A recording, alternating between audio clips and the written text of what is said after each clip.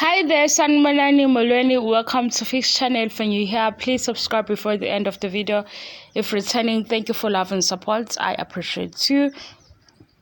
Uthando Nes'thembu review. Actually, I got the review lena. Into nje velile.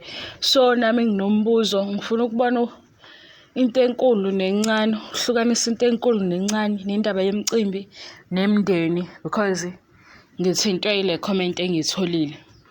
MaNgwabe ufike late kwi-birthday celebration yomntwana kaMpumelelo. So mayifika late uMacele ubengajabulile noMakhumalo. Ngibone kuMacele noMakhumalo abashintshile ebusweni mabebona uMaNgwabe. uMacele washo ukuthi bebethe akalinde kanti ulinde uMaNgwabe kusho ukuthi into angayijabulile. Okay, siyayizwa ke. Washo-ke nobaba Mseleku ukuthi uMaNgwabe ufika late engathi into aseyijwayele. So sebeyacikeka amakhosikazi, kodwa-ke akuvele uMakhumalo noMacele kuphela ababecikekile. uMayeni angimbonanga ngalesikhathi kufika uMaNgwabe ukuthi i-reaction yakhe ube njani. Ubaba Mseleku-ke kwaba wuyo nje ukhuluma noMaNgwabe behleka. noMaNgwabe ebuza-ke kuMacele ukuthi hawu kwenze njani, u-right manto, wabukeka ngathi ufuna ukukhala. Nayi-ke into ngithola ukuthi mina le ye-birthday celebration into engazi ngayo, noma phela kwi-TV show esikhuluma ngayo, i-birthday celebration usuke ujabulisa ingane nabangani bey'ngane. Abantu abadala bayafika mhlawumbe ukuthi baphethe izipho bathengele iy'ngane, kodwa asinaki nje, angithi phela nami ngomaka Enzo, asinaki nje ukuthi hawu ubani ufike late. Ungafika late, i-birthday yomntwana, into edingakalayo ukuthi iy'ngane zibe khona zizodlala, yilokho nje, ngoba phela iy'ngane zisuke zizodla ikhekhe mase ziyayijabulela, kube ukuthi khona ama-activities akhona. So i-birthday party, birthday celebration kumayelana nengane, ayikho into ejulile. Ngaphandle-ke mhlampe kuyifamily ezothi kuzoba nenkonzo ethile, so kuzoba nabazalwane, akubukeki-ke kuzoba khona ilunga lomndeni mhlampe ofika late. Kodwa kuleyo MaNgwabe noMacele ngithatha njengento nje e-light because bekuyi-birthday celebration, umntwana una-2.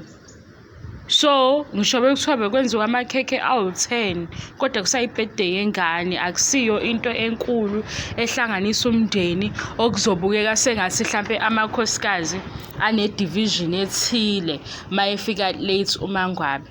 Sesidlulile kuMaNgwabe nokufika late. Anyeke ukuba maxoki, yekani ukuba maxoki ninabantu abalandela le show. Umamkhulu uhlalile wangaya kwi-birthday celebration kababakhe.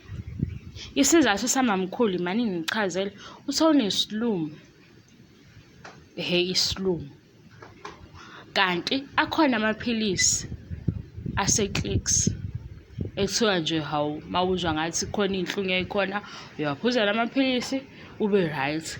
Emafamasi asekhona amaphilisi, uyasho nje ukuthi kwenze kanjani kuwena uma uphethwe isilumo. Phela angifuni ukusho nge-English bengazi la becabanga ukuthi ividiyo imayelana nalokho kulapha kwa-YouTube, abelungu bakhona. So uyafika-ke lapha efamasi uyawathola amaphilisi, umamkhulu uyawathenga amaphilisi, uyahamba ku-right. Khumbulani ukuthi ku-season 5 lesiqale ngayo ukubona i-birthday celebration kababa Mseleku, kuqale umamkhulu wathi nje hayi siyaxolisa ukunikhalisa ngesisaphinde sinikhalise ngoba vele sekuyinto esizojwayeleka, sesizohlala sikwenza, ephushe nje umamkhulu ukuthi akube yinto eyenziwayo. Hawu masi i-birthday celebration isihlalwa u-first girlfriend, umamkhulu akasekho right, akekho right ngale ndlela yokuthi-ke asukume ahambe eyoba phela no-husband wakhe amshada engashadile, wahlala phansi umamkhulu. Khulumani, isilumo, yes isilumo, phela ngazi ukuthi isilumo siphathana kanjani, ukuhlukana kwaso, kodwa nje mina ngiyazi ukuthi mina-ke yami indlela ngivele nje uthatha wonke amaphilisi engiwabonayo ukuthi pain block, phuze lento siphele. Ngiyazi ukuthi ku-wrong, kodwa nje ayikho indawo engathi fanele ngibe khona angiyi ngoba nginesilumo. Mina uFix angisho wena, kodwa mina sengisho ukuthi u-first wife oqale i-birthday celebration kababakhe eminyakeni esihlangene ku-20 beshadile bengakaze beyenze i-birthday celebration kababakhe kule yesibili ebihlelo u-first girlfriend okumayini uMacele akazuphumelela because uyagula. Mayegula uphethwe isilumo, so into yakhe uzohamba laphaya abone ukuthi uzoba mude. Wahlala umamkhulu wangahamba ayekho, kodwa unkosikazi esimuzwe ethi hawu umamkhulu yini azathi akafuna ukuhlala nje ngesilumo. Bayithulelile nje kwaqhubeka usuku kahle. Hawu uNesi masefika late, ufikile kwi-birthday yomntwana ona-2 nomntwana futhi ongenandaba ukuthi abantu abadala wobani ngoba yibo phela bazobe benakeni ngobudala babo.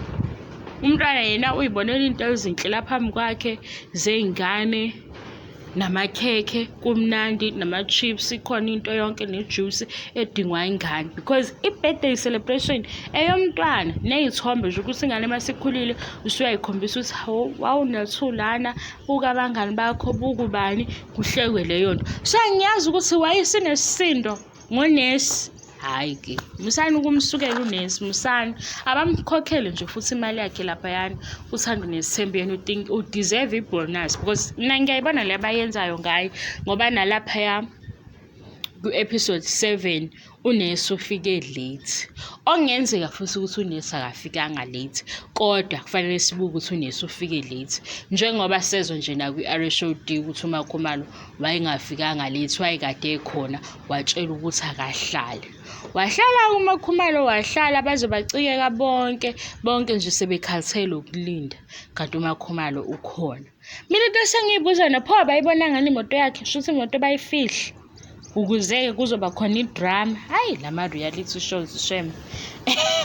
Wena yikho afuna ukuthi uwabuke uphinde uyitshele ukuthi i-TV show. Uyabo lelo ukuthi i-TV show ungalikhiphe ekhanda ukuze ungaze ucasulwa into engekho, ngoba uMakhumalo wafika lena sekulate kwi-RSOD, wafika noMseleku wakhe uyobabhoreka bonke. Waseyabuya uMakhumalo akalenzi iphutha. Akafuna uMakhumalo lento yokuthi manimbone ku-TV nabona into engayiqondi mase nisala nayo kanjalo, ufuna ukuyichaza. Wabuya uMakhumalo wathi besitsheliwe ukuthi asilinde. Imagine how phela i-TV show ifana nokufunda incwadi, asihambe nayo siqhubeke sizoyithola ekugcineni. WaseMakhumalo besitsheliwe, angazi ukuthi why sebezokwenza kanje, kodwa umsebenzi wabo cabanga, umsebenzi wabo lo ababewenza ku-TV wokuthi behlaliswe sebefikile, befike late ukuze kuzokhulunywa, ukuze kuzoba naleya nto kube ngathi la amanye amakhosikazi, ngoba phela ishow ithi Real Housewives, kube ngathi la amanye amakhosikazi aya-undermine uMakhumalo. Yindlela le ababeyenza ngayo ishow. Ngoba ukuthi-ke thina sithi hhayi-ke phela-ke bona ku-TV neshow yabo mabezovela ngokuthi bafuna ukuzoveza uMakhumalo kanje bem-undermine, ngeke besikhethele thina njengakhona Uthando Nes'thembu ukuthi noma bengathi uNesi unjani, ngeke besikhethele ukuthi uNesi siyamdikila noma semdikile. Bona benza ishow kube yithi ukuthi ishow si-receive kanjani. Manje aboleyo ukuthi sobuye sichazelwe. Ayi angi-understand shame, kodwa into yala eMzansi ngibona ngathi la eMzansi kuhamba bekhohlwa abantu abenza ama-TV shows, hhayi abantu abayingxenye.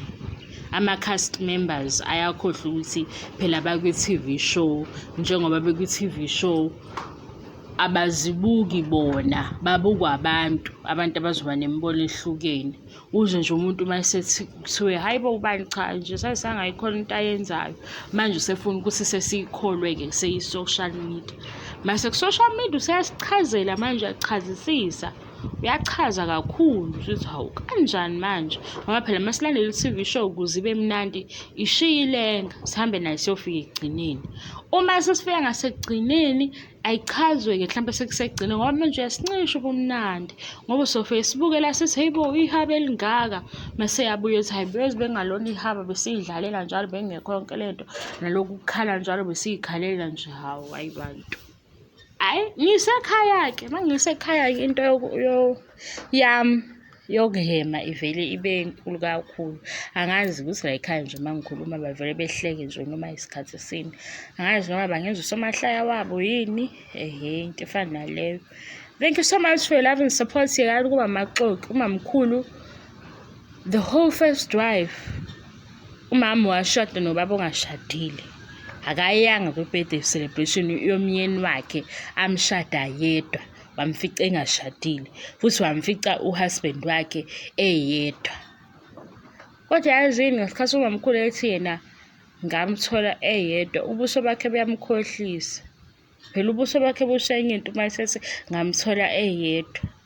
Mase kuba nalento ukuthi ayigcizelele njalo ukuthi engamshada engashadile mase sibona ukuthi uyazi ukuthi kunomayeni before but umayeni wathi isithembu ngeke ngisikhone kanti ubaba Mseleku yena usedecide uqedile ukuthi isithembu sizoba khona ngoba leyo nto phela yenzeka.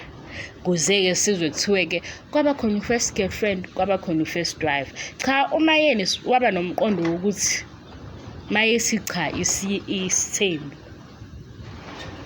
usweetheart wakhe naye uzoconsider ukuthi hayibo isithandwa sami kodwa sesifuna isithembu ayimeke lento kanti cha udecide ubaba Mseleku. Yingakho ngihlezi ngisho ukuthi mina manini nje ngokuthi uMacele wabavumela ubaba Mseleku wadecide ukuthi uzoba i-polygamist. Beyizoba khona i-angle yokuthi uthini kuMacele nesithembu ngendlela efanayo ukuthi umayeni umazisile ukuthi sizoshada kodwa ngizoba nesithembu. Manje ayikho into yokuthi omayeni noMakhumalo noMaNgwabe bavunywe lo Macele. Ubaba Mseleku uhambe wathanda lamakhosikazi wawathanda kwaba ukuthi uMacele-ke yena esewu-first wife wangayibambezela indaba yokuthi abashadwe ngoba manje ngapha kumayeni kube nalokho ngingazwani ukuthi isithembu lesi simayelana nani, isithembu akasizwa, isonto asivumelani nesithembu, ifamily kwamake. Kanti uMacele kuthiwe nje 20 children basho uMacele ngeke ngikhone yeke ngikhona.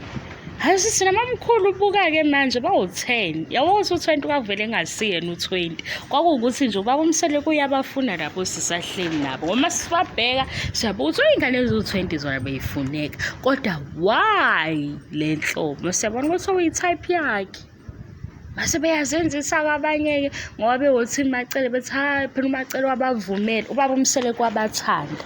Kwase kuba ukuthi-ke esebathandile uMacele uvumile ukuthi akashade ngale ndlela seshade ngayo yabaseduzane.